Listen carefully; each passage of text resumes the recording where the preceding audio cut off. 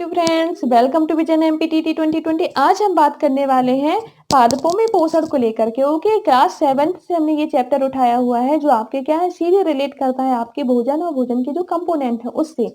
Okay, तो start करते हैं हमने जैसा कि देखा हुई लास्ट जो हमारा टॉपिक था आपका भोजन और भोजन के कंपोनेंट, उसमें हमने क्या स्टडी किया? उसमें हमने स्टडी किया आपके पोषक तत्व। पोषक तत्व कौन से होते हैं, ठीक है ना? आप जानते हैं कार्बोहाइड्रेट, प्रोटीन, वसा, विटामिन, खनिज एंड लवण, ठीक है ना? अब ये क्या होते हैं, ये अब अगर बात की जाती है कि ये पौधे किस रूप में लेते हैं, इनके बारे में हमें क्या करना है, बात करनी है। ये सीधे सीधे रिलेट है आपके भोजन से, ठीक है ना? तो लेट अस स्टार्ट। पोषण की बात करते हैं। पोषण क्या है? सजीवों द्वारा भोजन ग्रहण करने एवं इसके उपयोग की विधि को कहते हैं पोषण। अर्थात सजीव कैसे भोजन ग्रहण कर रहे हैं, किस विधि से भोजन ग्रहण कर रहे हैं, ठीक है ना? क्या वो स्वयं निर्माण कर रहे हैं, क्या वो किसी पर डिपेंड है, ये सारी चीजें क्या है, पोषण के अंतर्गत अध्ययन की जाती है, पढ़ते हैं हम, ठीक है ना?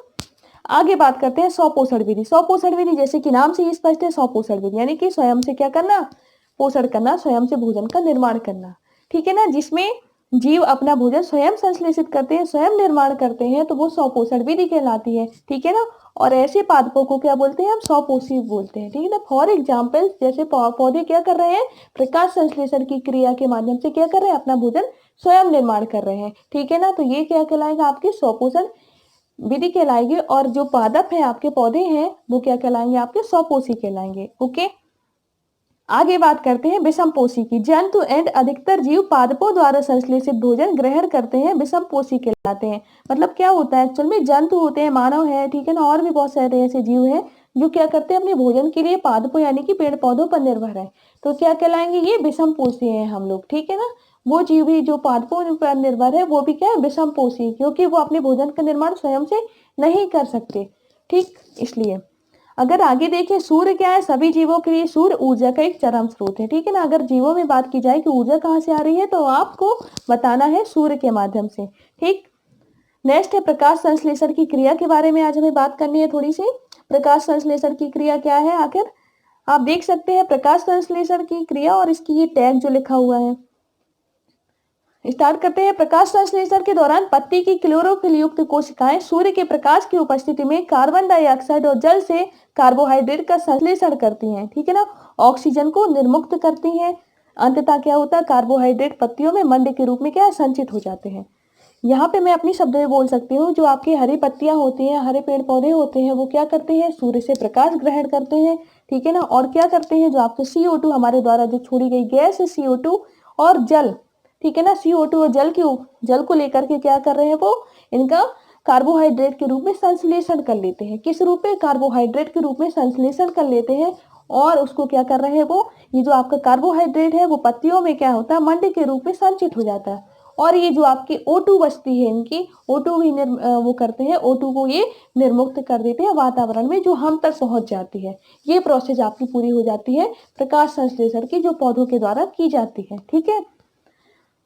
और इसके में हम क्या क्या देख सकते हैं कि पत्ती में जो मंड की उपस्थिति होती है, प्रकाश संश्लेषण का प्रक्रम का संपन्न होना दर्शाता। अगर मान लीजिए क्या है, मंड की उपस्थिति है अगर पत्ती में, तो हमें पता चल जाता है कि यहाँ पे प्रकाश संश्लेषण की क्या है, प्रक्रिया हो चुकी है। ओके, जो आपका कार्बोहाइड्रेट का संश्लेषण होता है, आप देख सकते हैं जो मंड के रूप में कैसे होता है, तो कई प्रकार के होते हैं आपके कार्बोहाइड्रेट। हमारे भोजन में पाए जाने वाले जो मुख्य कार्बोहाइड्रेट है वो है आपके मंड और शर्करा।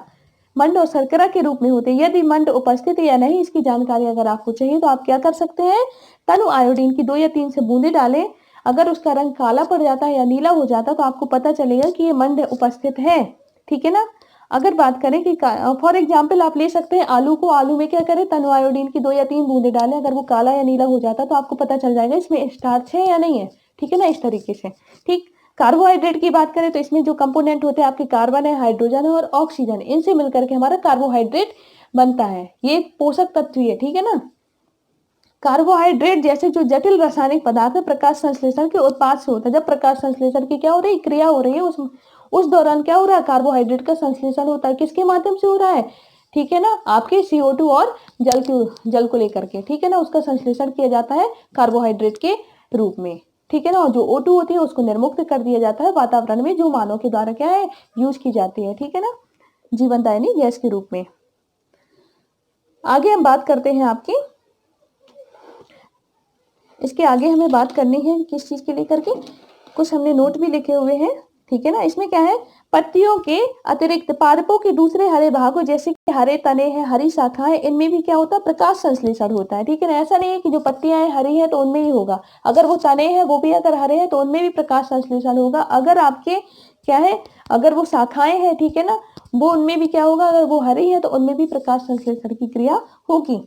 अगर बात करें शैवाल की, तो शैवाल भी क्या है, प्रकाश संश्लेषण द्वारा अपना भोजन स्वयं तैयार कर रहे हैं। शैवाल होते कैसे हैं, क्यों, उनमें भी क्लोरोफिल पाया जाता है, वो भी हरे कलर के होते हैं, ठीक है ना, इसलिए उनमें भी क्या है, प्रकाश संश्लेषण की क्रिया होती है। ऐसे कोई भी हरे पौधे या पेड़ पौधे जिनमें क्या हो, जिनका कलर हरा हो, तो वो पेड़ सूर्य के प्रकाश से क्या कर रहे हैं, सूर्य के प्रकाश की उपस्थिति में क्या कर सकते हैं, वो प्रकाश संश्लेषण की क्रिया कर सकते हैं और अपना भोजन स्वयं निर्मित कर सकते हैं। सिर्फ इतनी सी बात है, ठीक। अगर बात करें शैवाल की, शैवाल के बारे में, तो आपने तालाब या जलाशय में क्या हरे अपवंकी यानी काय देखी होगी, ठीक है ना, जैसे पादप देखे होंगे, ठीक है ना। ये सामान्यतः कुछ जीवों की वृद्धि के कारण बनते हैं। आप जानते हैं कि क्या हो रहा है एक्चुअल में, आपने देखा होगा नदी में क्या होता है, हम जाते हैं तो कई बार हमारा पैर फिसल जाता है, काई लगी रहती है।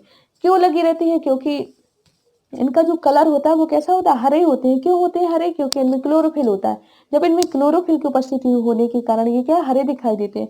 जब ये हरे होंगे तो सूर्य के प्रकाश लेंगे, सूर्य के प्रकाश से क्या होंगे, अवशोषित करेंगे उसको, और ये क्या करते हैं, जो जल है तो जल तो है ही, और हमारे द्वारा छोड़ी गई जो CO2 है उससे क्या है, आपस में क्रिया करके क्या कर रहे हैं, ये अपना भोजन स्वयं निर्माण कर रहे हैं। ओके, ये है। अगर हम बात करें प्रोटीन है, प्रोटीन नाइट्रोजनी पदार्थ है आपका, ठीक है, जिसमें क्या होता है, कार्बन होता है, ऑक्सीजन होता है, हाइड्रोजन होता है, और इसमें थोड़ा नाइट्रोजन होता है स्पेशली। जबकि आपका कार्बोहाइड्रेट में नाइट्रोजन का कोई रोल नहीं है, ठीक है ना, लेकिन नाइट्रोजन का रोल है आपका प्रोटीन में, ठीक है। पादपों को नाइट्रोजन कहाँ से प्राप्त होती है, बात हमने की थी, जैसे कार्बोहाइड्रेट है वो तो वो डायरेक्ट ही ले लेते हैं वो, क्योंकि प्रकाश संश्लेषण की क्रिया हो रही है, उन्होंने क्या किया, कार्बन डाइऑक्साइड और जल से क्या करके उन्होंने कार्बोहाइड्रेट का संश्लेषण कर लिया। लेकिन अगर बात करें हम पादपों में प्रोटीन को, प्रोटीन जो है आपकी कैसे प्राप्त हो रही है उनको, इसके बारे में हम क्या है बात करते हैं, ठीक है। तो पौधों को क्या प्रोटीन बनाने के लिए सामान्यतः नाइट्रोजन की अधिक आवश्यकता होती है, होगी क्योंकि इसका एक पार्ट है, इसका एक कंपोनेंट है नाइट्रोजन प्रोटीन का, ठीक है ना, तो बिल्कुल आवश्यकता होगी। लेकिन पादप वायुमंडल में उपस्थित जो आपकी Na2 है, नाइट्रोजन है, उसी रूप में क्या है नहीं ग्रहण कर सकते, जैसे कि वो CO2 को ले लेते। CO2 को आपने देखा कि वो प्रोसेस करके क्या है, CO2 को क्या, सॉरी, कार्बोहाइड्रेट को क्या होते हैं, CO2 को नहीं, यहाँ पे क्या है कार्बोहाइड्रेट को, ठीक है ना, कार्बोहाइड्रेट को क्या कर रहे हैं वो सीधे सीधे ले लेते हैं, ठीक है ना, हाँ सॉरी, CO2 जो है आपकी वो सीधे सीधे ले लेते हैं, ठीक है ना। CO2 से क्या कर रहे हैं, वो सीधे क्रिया करके वो उसको कार्बोहाइड्रेट के रूप में क्या कर रहे हैं, संश्लेषण कर देते हैं उसका, ठीक है ना, CO2 और जल से, ठीक है। पर लेकिन अगर हम बात करें कि वो नाइट्रोजन से क्रिया करे तो ऐसा नहीं होता, ठीक है ना। वो नाइट्रोजन से सीधे जो जिस रूप में वो क्या है हमारे वायुमंडल में विद्यमान है, और वो विद्यमान है हमारे गैसीय रूप में।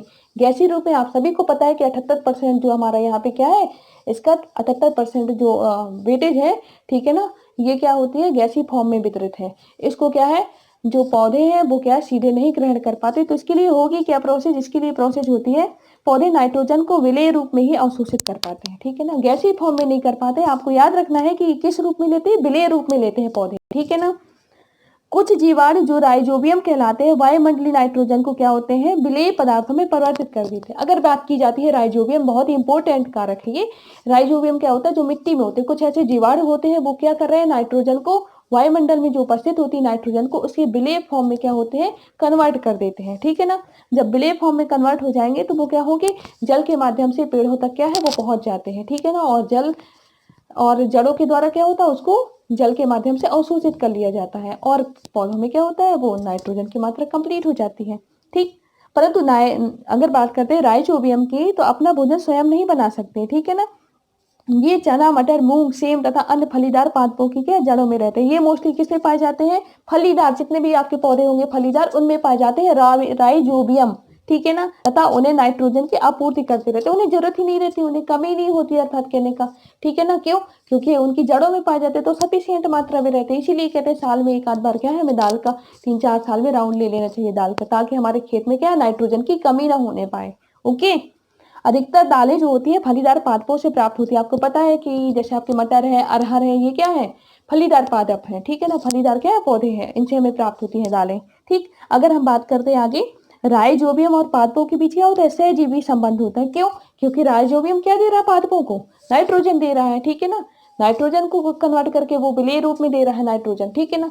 और जो पादप होते हैं उसे राइजोबियम को रहने के लिए स्थान दे रहे हैं, आवास दे रहे हैं। तो इन दोनों में क्या हो जाता है, एक कोरिलेशन हो जाता है, सहसंबंध बन जाता है, ठीक है ना।